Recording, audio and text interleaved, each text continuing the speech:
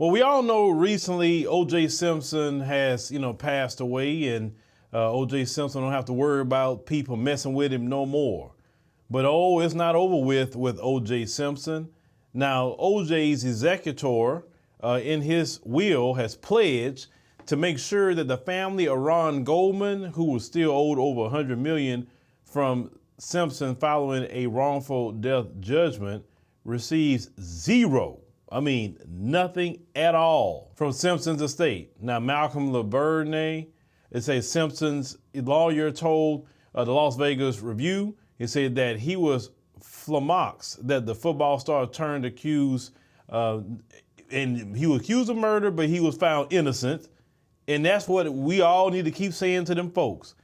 He was innocent. He was found innocent. And that's why he walked away from that trial a free man. Now, in the will itself, it was drawn up earlier this year amid O.J. Simpson's cancer battle.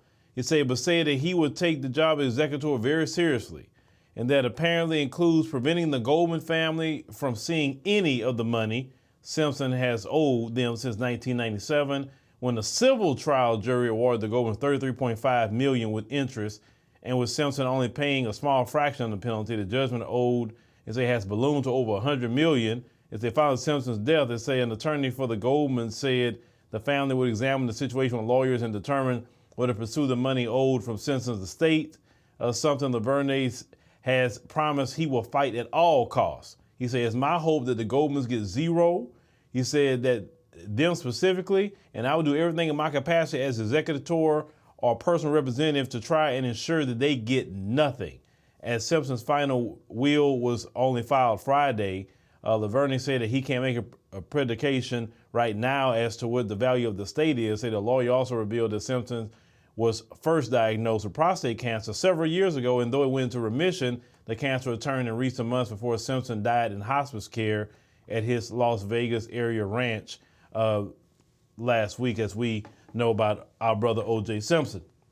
But after he was found innocent, as you well know, they brought up a civil trial and said, oh yeah, he's wrongful death. Well, how could you even say wrongful death and O.J. was found innocent of the deaths? But it was nothing but kangaroo court. You know how it is in America when they start putting them kangaroo courts on you.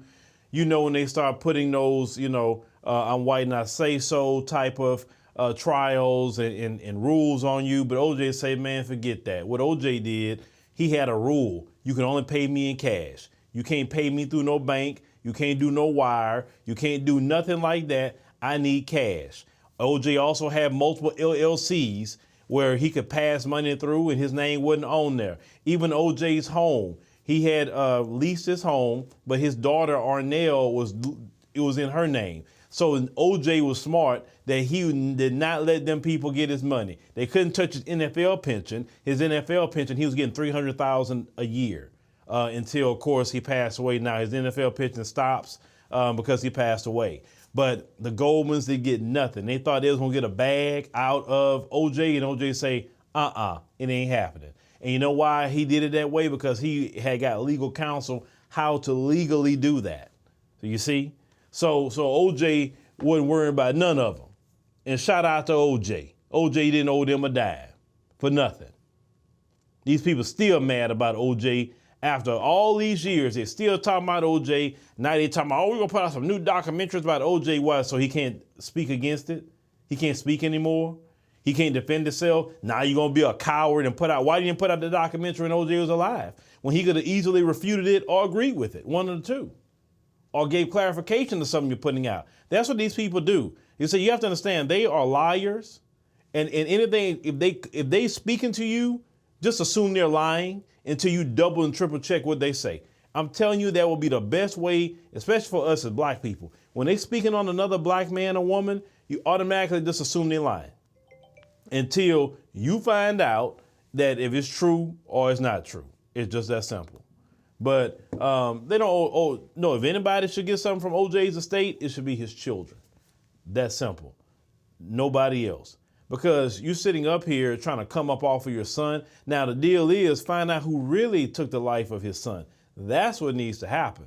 And word on the street was that his son and Nicole was deep in the drugs. They owed people, and OJ would they have said had paid their drug debt the first time. They ran up another drug debt, and OJ like, nah, I'm not paying it this time. You figure it out on your own.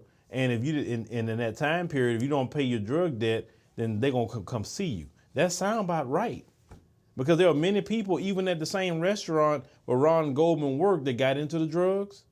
They lost their life the same exact way. You know what I'm saying? But the LAPD, they wanted to pin it on OJ, not really pinning on the real criminals who's out there.